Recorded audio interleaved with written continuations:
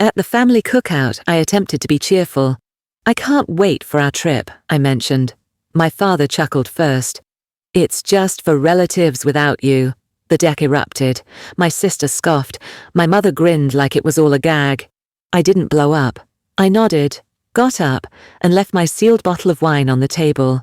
5 days later, Mum reached for $5,000 she believed was still hers. One tap later, the bank account had a fresh title, and their group message had a fresh issue. "Stay with me." This story doesn't end where they thought it would, because before that barbecue, before the laughter and the $5,000, there were years of smaller cuts, little things I kept excusing because they were family. I teach 4th grade. My life is quiet lesson plans, cafeteria, coffee, the smell of dry erase markers that never quite leaves your clothes. My weekends were always for them. I'd drive 40 minutes to fix a Wi-Fi router, pay for a plumber they couldn't afford, or pick up groceries when their card unexpectedly declined. They'd thank me, post family photos, and somehow forget to tag me. The truth is, I used to love being useful. It made me feel needed. But somewhere along the way, being needed turned into being used. Emily noticed first. She's calm, practical, the kind of person who plans vacations with spreadsheets. "Last spring," she said, "you realize they only call when something breaks, right?" I laughed it off. I told her she didn't understand how families work. I said guilt was our love language. She didn't find it funny. Then came Colorado. A 3-day cabin trip. Cheap, quiet. A break from grading papers and phone calls that always started with Zoe. "Can you just?" I didn't post a single photo, but my cousin did. One picture of me and Emily, smiling against the snow. That's all it took. 2 days later, the text started. Chloe first. "Wow, must be nice to forget your family." Then Mark, "You've changed." And my mother's message that sounded sweet, but stung harder than any insult. "We've always been there for you, but when you get time off, you run away like we don't exist." They turned a weekend getaway into a betrayal. By the end of the week, I was the villain in their story, the selfish daughter who left them behind. Emily told me not to go to that barbecue, said it felt like a setup. But when Mum called her voice bright, promising it would be just family, I believed her. I always do. That Sunday, I brought a bottle of red wine, something decent, not fancy. I even practiced how to sound casual, how to say sorry without actually apologizing. I told myself maybe this was the moment things went back to normal. I didn't know then that normal had already shifted. I didn't know that the same people smiling at me across the picnic table were waiting to humiliate me in stereo. But I should have known, because every time they said just family, what they really meant was without you. The smell of grilled meat still makes my stomach twist. That day the air was thick with smoke and something else expectation. My dad was at the grill, tongs in hand, acting like it was any other Sunday. Mark leaned against the cooler, already on his second beer. Chloe scrolled through her phone like she was too bored to exist. Mum set the table humming. When I walked in with the wine, no one looked surprised, but no one said hello either. "Hey," I said, forcing a smile. "Looks great out here." "Yeah," Dad replied without looking up. "We started early." Translation: "You're late." I sat down, trying to ignore how quiet it felt, like everyone was waiting for a cue. Mum slid a plate in front of me. "So," she said, "how's Emily?" "She's good," I said, hoping that would be enough. It wasn't. "That's nice." She smiled thinly. No follow-up question, just silence, the kind that spreads and swallows whole conversations. I glanced at Mark, tried to ask about his new job. He grunted. Chloe snorted. The laughter that followed wasn't loud, but it was sharp. I laughed along, pretending not to notice the edge in their tone. And then I said it, the sentence that would detonate everything. "I can't wait for our vacation." It was supposed to be small talk, light, harmless. Dad froze for half a second, then laughed. That deep fake laugh he uses when he's about to say something cruel. "It's only for family without you." The patio erupted. Mark slapped his knee. Chloe wheezed. Mum raised her wine glass, smiling like it was a toast. For a moment I just sat there. My ears rang. The world narrowed down to the sound of ice clinking in glasses. I thought maybe someone would say it was a joke. Maybe Dad would wink. Maybe Mum would scold him. but no one did. It was deliberate. They wanted to see if I'd break. I didn't.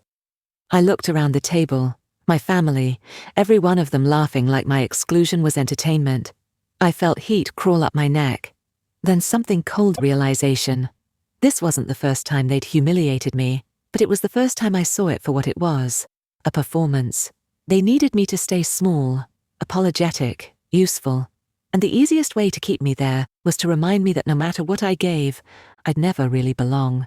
So, I gave them what they didn't expect. Silence. I nodded once, calm. Got it, I said, my voice steady. Then I stood up, left the bottle of wine untouched on the table, and walked away. The laughter faded behind me, replaced by the buzz of cicadas and the dull thud of my heartbeat. In the car, I sat for a long time before turning the key. My hands were trembling, not from anger, but from something sharper, clarity. I had spent years paying their bills, covering their gaps, fixing their chaos, and in one sentence they told me exactly where I stood, outside. By the time I got home, my phone was already buzzing with messages. You know, Dad was kidding, right? Don't be dramatic. You always ruin things. I didn't reply. Instead, I opened the banking app, the joint account I had stupidly left active after years of helping with their emergencies. The balance blinked back at me. I thought about closing it right then, but I didn't. Not yet. Some part of me wanted to see how far they'd go once they realized I wasn't reacting. It didn't take long. 5 days later, my phone lit up with a new notification. Withdrawal attempt, $5,000. That was the moment the humiliation turned into something else. Something quiet, sharp, and certain. If they wanted me out of the family, I'd give them what they asked for completely. The notification sat on my screen like a punchline. Withdrawal attempt, $5,000. Same joint account. Same card I opened years ago when Mum said she just needed help with utilities. I should have closed it ages ago, but guilt has a way of keeping doors unlocked. I stared at the number until the screen dimmed. My coffee went cold. Somewhere between the barbecue and this moment, something in me had gone still. No yelling, no panic, just a clean, steady line inside my chest. I called the bank first, blocked the card. I said, my voice calm. Immediately, the rep asked if I wanted to file fraud. I almost laughed. No, I said, it's family. When the confirmation email arrived, I reopened the app.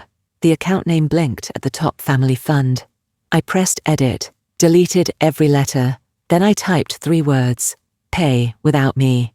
For a moment, I just looked at it, the phrase that summed up years of guilt and small humiliations. I hit save. 10 minutes later, my phone started buzzing. Mum. Hey, did you touch the account, Dad? Your mother made a mistake. Fix it, Chloe. Haha. Mark. Seriously, what's your problem? I didn't reply.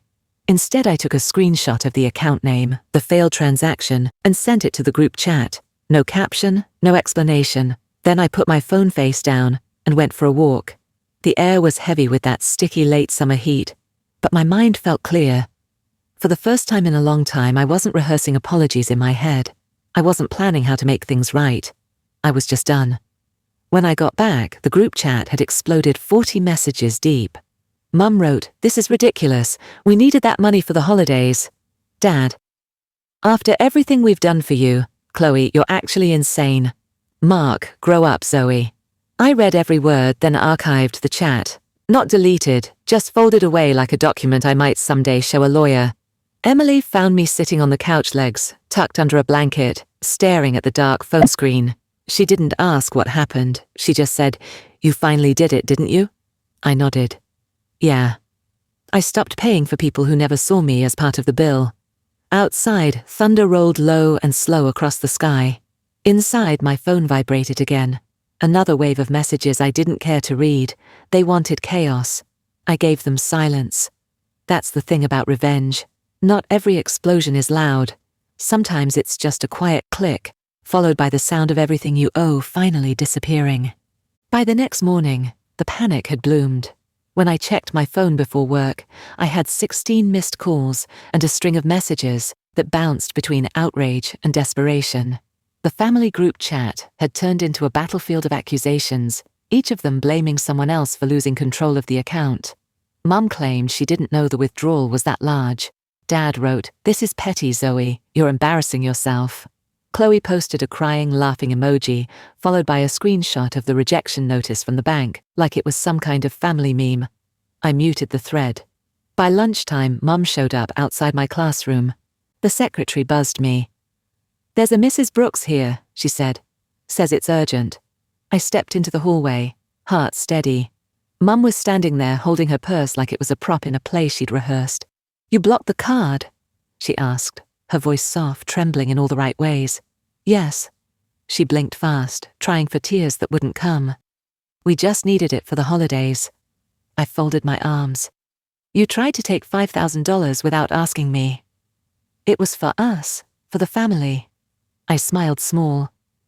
"You said I wasn't family, remember?" Her mouth opened, then closed again. She wasn't expecting that. "Zoe," she said finally, "you're overreacting. You're being cruel." That word cruel landed harder than the laughter ever did. For years they'd taken and called it love. Now me saying no was cruelty.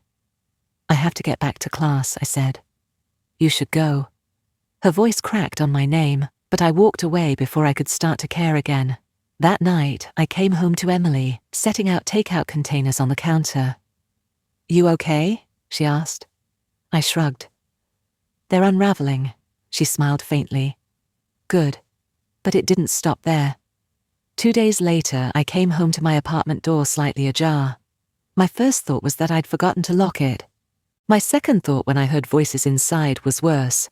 Mum and Dad were standing in my living room. Chloe sprawled on the couch, shoes off, scrolling her phone, a half-eaten bag of chips on the coffee table. "What are you doing here?" I asked. Mum turned with that same practiced calm. "You weren't answering." "Because you tried to steal from me," I said. Dad stepped forward, voice heavy with mock authority. "Watch your tone. We're still your parents." "Then act like it," he scoffed. "You've changed ever since you started dating her." Emily froze at the doorway, holding the takeout bag like a shield. "You broke into his apartment," she said evenly. "That's not okay." "This is family business," Mum snapped. I felt the last thread of patience snap. "No," I said, "this is trespassing." They didn't move. Chloe laughed softly without looking up. "You're such a drama queen." I walked to the door, opened it wide. "Get out, Zoe." "Now?" Mum's eyes narrowed, cold, replacing the sweetness. "You're going to regret this." "I already did," I said, and shut the door behind them. The silence after they left felt sacred. Emily sat on the couch, shoulders tense. "They're not going to stop," she said. "I know." That night, I called someone I hadn't spoken to in years, my mother's sister Denise, the family's black sheep. When she answered, she didn't sound surprised. "I was wondering when you'd call," she said. She invited me over that same evening. Her small house smelled like cedar and old books. Before I could speak, she handed me a folder, thick with papers. "Your mother's been manipulating people for years. You're just the latest." Inside were records, payments, old transfers, even handwritten notes from the time she'd borrowed money from Denise and never repaid a cent. 10,000 for a roof repair in 2012. Another 5 for a medical emergency that turned out to be a Caribbean cruise. I felt sick. "She said you were unstable," I murmured. Denise laughed. "Of course she did. It's easier to erase the truth when everyone thinks you're crazy." We spent hours comparing stories. The patterns matched perfectly. Borrow, lie, guilt, repeat. "I can help you," she said, pouring wine into 2 mismatched glasses. "But if we do this, you have to be ready for them to hate you."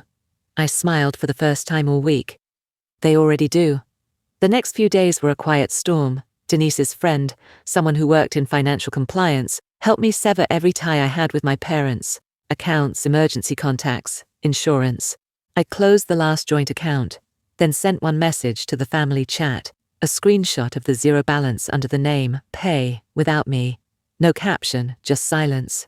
Mark responded first. "What the hell is this?" Chloe followed. "You're losing it." Mum called 6 times in an hour. I didn't answer. The next morning I woke to find my phone vibrating non-stop. Denise had posted something, old photos of my parents in casinos sipping cocktails, timestamps overlapping the months they'd claimed to be broke. She didn't tag them. She didn't have to. Within minutes, cousins were texting me, asking if it was true. My father's sister messaged, "You've humiliated your mother." I just stared at the screen, feeling none of the guilt they were trying to hand me. That evening, my mother appeared again, this time on my doorstep with her brother, Brian. He stood behind her like muscle arms crossed, sunglasses on, though it was almost dark. She looked tired, strategically tired. "We came to talk," she said. I stepped outside, closing the door behind me. "You shouldn't be here," Brian jumped in. "You embarrassed the family. That post was out of line." I almost laughed. Out of line is trying to drain my account. "She made a mistake," he snapped. "She made a choice," I corrected. Mom lifted her hands in mock surrender. "We just want peace. We cancelled the trip. We thought maybe we could start over. The same game. Pretend it never happened. Reset the board." "I'm not going anywhere with you." I said, "If you show up again uninvited, I'll file a report." Brian scoffed. "You'd threaten your own mother." I met his stare. "No, I'm protecting my life." Mum's expression shifted. Shock, then pity, then contempt. "You've changed," she said, as if it were the worst thing imaginable. "I have," I said quietly, "and I'm not sorry." They walked away without another word. The porch light buzzed above me. Inside, Emily waited by the window, eyes searching my face. "It's not over," I told her. "They'll come back." I was right. 2 days later, an email arrived from the school district. Notice of concern. Immediate acknowledgement required. Someone had filed an anonymous complaint, claiming I was emotionally unstable and creating a hostile classroom environment. I read it twice, then looked up at Emily. They found a new way to attack. She took my hand. Then we find a new way to end it. And this time, I knew exactly how. I didn't waste a second. I called Denise, forwarded the complaint, and waited while she read. "Anonymous, huh?" She said, "Give me a day." By the next afternoon she called back. "Got her," she said simply. "Your sister's college IP, no VPN, amateur hour." Relief didn't come all at once. It came in waves. I brought everything, emails, messages, screenshots, to a lawyer Denise recommended. Her name was Clara, calm and sharp-eyed, the kind of woman who didn't blink at family drama, dressed as fraud. She flipped through the pages and said, "We'll start with a no-contact order, temporary at first, then permanent." It was like exhaling after years of holding my breath. Within a week, the school board cleared my name. HR apologized quietly. My principal told me to take a few days off, paid, of course. I said, "Thank you," but what I meant was, finally. Mum tried to call once more. I didn't answer. Then came a final message. "You'll regret cutting us out. Family is forever." I deleted it. That night, Emily and I packed boxes. We found a new place. 2-bedroom sunlight that actually reached the floor, a kitchen window overlooking a park. When the keys turned in the new lock, I felt something loosen in my chest that had been tight for years. Denise came by with pizza and cheap wine. As we ate on the floor, she said, "You know, they'll probably keep talking. They always need someone to blame." I smiled. Let them. I'm not in the story anymore. Later, when the last box was unpacked, I opened my banking app one last time. The account still read, "Pay without me." I didn't change it back. It wasn't revenge anymore. It was a reminder that silence can be louder than shouting, that walking away can echo more than any argument. For the first time in my life, I slept through the night. No calls, no buzzing phone, no guilt. Just peace paid in full. 2 months later, I stopped checking their group chat altogether. Actually, I didn't just mute it. This time, I deleted it.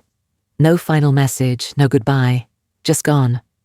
The quiet was strange at first. No more fake emergencies, no more guilt disguised as love. The kind of silence that once felt heavy now felt like freedom. On a Friday night, Emily and I sat on the balcony of our new apartment. A pizza box between us, cheap wine in our hands. The city lights flickered below, warm and distant.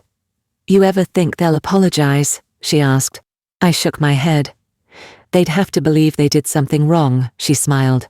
Then I guess you already won. I looked down at my phone. No missed calls, no unread messages, just the words I'd left behind in that frozen account, pay without me. For once I didn't feel angry, I felt free. They said I wasn't family. Maybe they were right. Because family shouldn't make you beg to belong. So tell me, if the people who call you family keep taking until there's nothing left, would you finally make them pay without